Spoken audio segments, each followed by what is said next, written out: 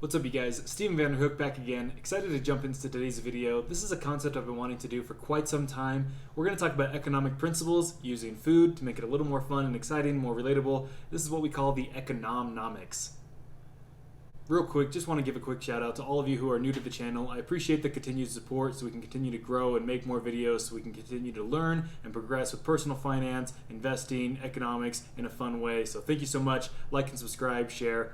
Let's keep doing this. Today's principle is going to be pretty basic. We're going to talk about diminishing marginal returns. Now, for those of you who are new to economics, sometimes you hear big words like that and you just think, all right, I'm not interested. This is boring. So that's why we're doing this for today. It's just a simple concept that people try to masquerade into being really complex and more complex than it should be. So we're going to break it down and make things simple. Diminishing marginal returns is just simply the concept that as you continue to put forth effort into something, the results you get back are smaller as time goes on, right? So each unit of input equals less output the more and more you go on. Now, when we talk about economics, we're not talking about the economy as a whole. We're talking about the concept of economics, right? The relationship between different parties, right? There's a lot of different ways you can define economics, the measurement of wealth and the distribution of resources. But basically, economics is just about systems and different relationships that inputs and outputs have with one another. So in today's example, we're going to have a very simple economic machine. We're not going to talk about the global economy or even a microeconomy. We're talking about a really simple machine here. We just have one input, double stuffed Oreos. I wish they had birthday cake, but I can't find those. I don't know where they went. If anyone sees birthday cake Oreos for good price, let me know, because I don't see those anymore, but they're bomb. So input, double stuffed Oreos into an economic machine, or my body, and the output, which is going to be happiness. Now, we're not going to get into the digestive tract today, you sickos. We're going to just talk about happiness as our unit of output, or joy. In economic terms, the phrase is utility, right? They always talk about that the input is into our system, and then the output is the utility, or the value or benefit gained. So, realistically, as we dive on in, the simple machine is just an input of an Oreo, which, by the way, for those of you who have never used a fork when dipping Oreos, I highly recommend it. You don't have to get your fingers all milky, and it's a really nice way to eat Oreos. So if you don't get anything else out of this video today, that's fine. If you don't learn anything, if this is all mumbo jumbo, whatever, but this right here is worth your time and effort.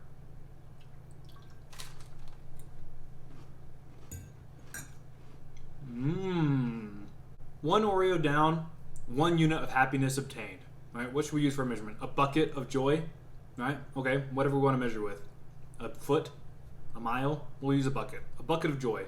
So one Oreo, delicious, I love it, a bucket of joy. Second Oreo, what are we going to get out of it? Realistically, for the first couple, it'll probably be pretty similar. Probably a full bucket of joy. Maybe a little less, but I'm going to go ahead and guess we're going to have a full bucket of joy here. So we'll give our Oreo another second to keep marinating, get saturated so it's not too crunchy. Once the bubbles stop popping up, that's when you know it's about done.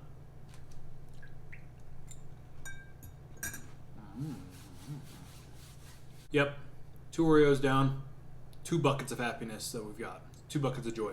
So with diminishing marginal returns, the whole idea is that as you continue to put effort into the system, you're going to get less out as you go on. But it's not going to be necessarily linear, right? We don't necessarily go from 1 to 0.9 to 0.8 to 0.7 to 0.6 to 0.5, etc. Sometimes the utility or the joy that we get is going to be at a solid, steady level for the first little while. Let's see what number 3 does for us. Again, I have a pretty good guess. Personally, I can typically pound about 8 Oreos in a sitting, so the first 3 or 4 are all pretty solid. They're all solid joy.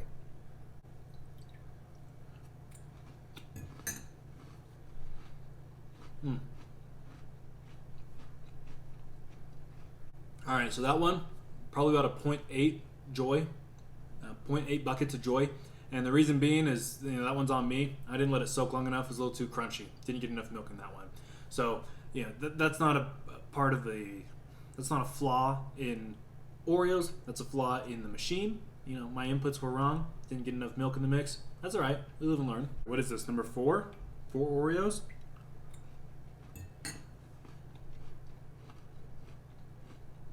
I'm still loving life. 4 Oreos, no problem. 4 units of happiness. This is typically where I start to notice a tapering off, right? This is where I typically start to enjoy it less and less.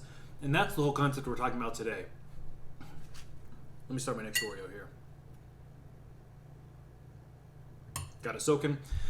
The whole idea of diminishing marginal returns is that as time progresses and as the machine keeps churning, we get less and less out of it.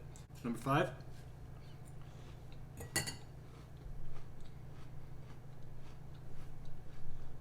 Still good, but I'll be honest, definitely not as good as the first 1 or 2. You know, that was the peak. That was the peak of the joy of this experience.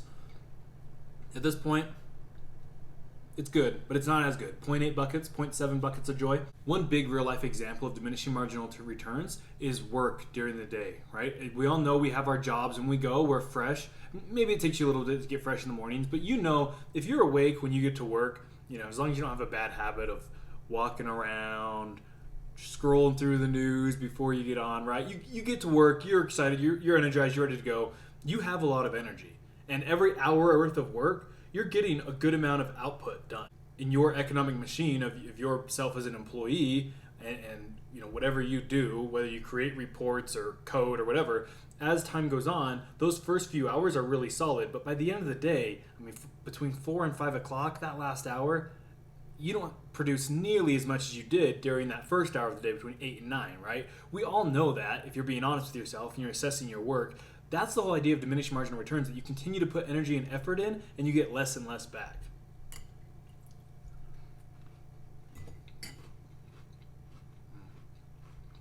I let that one soak a little bit longer. Totally worth it. Yep, that one was good. 0.8.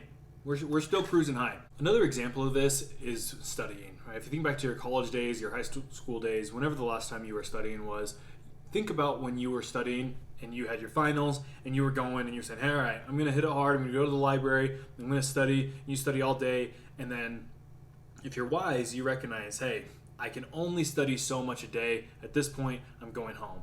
But we all know there were people out there who decided, I'm going to study for 15, 16, 20 hours a day. And I'm going to drink a bunch of caffeine. I'm going to hyped up on Red Bulls. And I'm going to go through and I'm just going to crank out so much studying. And they put the hours in, but then the test comes around and you know the results aren't there. And we're not going to say that's due to lack of sleep. We're going to say that everyone got plenty of rest. But we know that those last 4 hours of studying, you didn't get anything done because your brain was done at that point. Your brain had shut down and you needed to refresh and rejuvenate before you could get more studying done. Because if you just studied 20 hours straight through, you know you're not learning anything in those last few hours. Your brain is just fried at that point. That's the whole concept of diminishing marginal returns.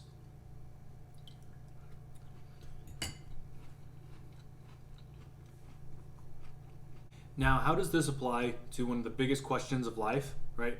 Finding happiness. And it has to do with how much money we make. We all know that when people say money can't buy happiness, I say, well, have you ever not been able to pay your rent? Have you ever had to put groceries on a credit card, right? That is stress. And by removing that stress or adding room in your life and your psyche for happiness, joy, you're effectively buying happiness, right? When you don't have to do that. When you make enough money so you can pay your rent and you can buy your groceries, you can afford life, and you can afford the necessities, you just bought happiness. There's no question about that. If anyone's saying that you can't, that's not true. But going on a $20,000 vacation and making sure you always have the sickest, newest car that you're leasing in your driveway and making sure you have the coolest house and all the nicest clothes that are always brand new, that's the lifestyle where we start to say, hey, are you buying happiness at this point? And that's worth considering because likely you're not.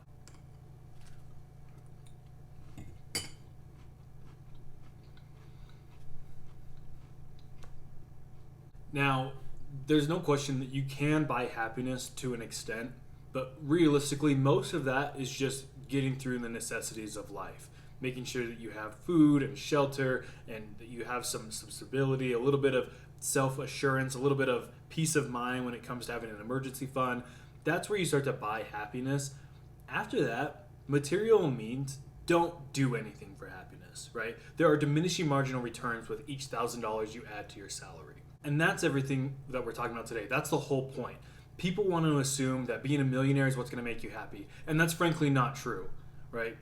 money is just a magnifier. If you're happy and you have good relationships and then you make more money, you're still going to be happy and have good relationships. Now you're going to go on fancier vacations, but it's not going to change your core level of happiness. And people refuse to believe that. And there are billions of dollars spent every year, right? We know those Super Bowl ads, bring them on. Bring on those Super Bowl ads, right? We say, hey, let's have those ads, send them to us, tell us how we can buy happiness. And that's just not how life works. You can buy happiness to an extent, but after a certain amount of money, about $75,000 a year, according to most studies, obviously that number changes a little bit depending on where you live, but that's the national average. You're getting diminishing marginal returns on everything that you work because you're spending more and more energy and effort working, but you're not actually getting any happier. And that's the whole point, is that we want to make sure that we're balancing out the pursuit of wealth. We know we all want to get rich. We do want to have that nice safety net, and we want to be financially independent. But you got to recognize you're not going to be buying happiness forever.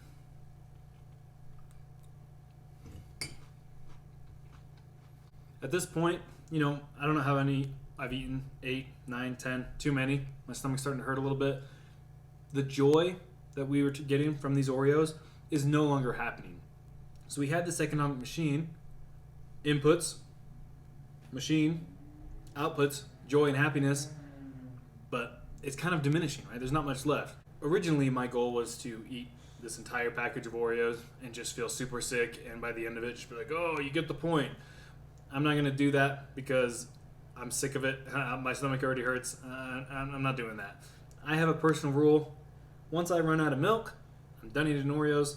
Usually correlates to about when they stop tasting good anyway.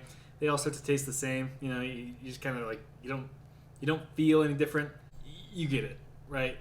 After you eat so many of anything, you don't feel good. Well, that's the basic economic principle that we want to talk about today. It's not that complicated. People want to make it sound complicated. They want to make it sound fancy so they can sound smart.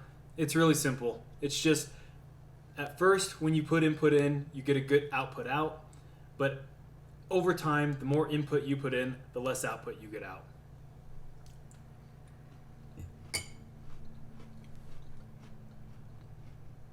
I don't even taste these anymore. They just all taste the same. I just have a constant taste of Oreo in my mouth, whether I eat more or less. Yeah, I'm done. Hope to learn something in today's video. I'm probably going to keep doing more of these if you guys like them. So let me know in the comments below if you like it. So like, subscribe, share. We'll see you next time.